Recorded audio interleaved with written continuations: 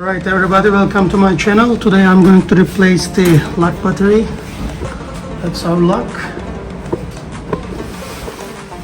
I'm gonna go this side.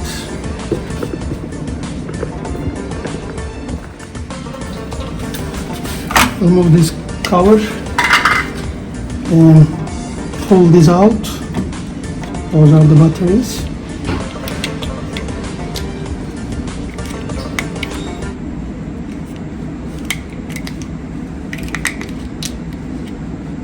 Put those old battery aside. Those are the new one.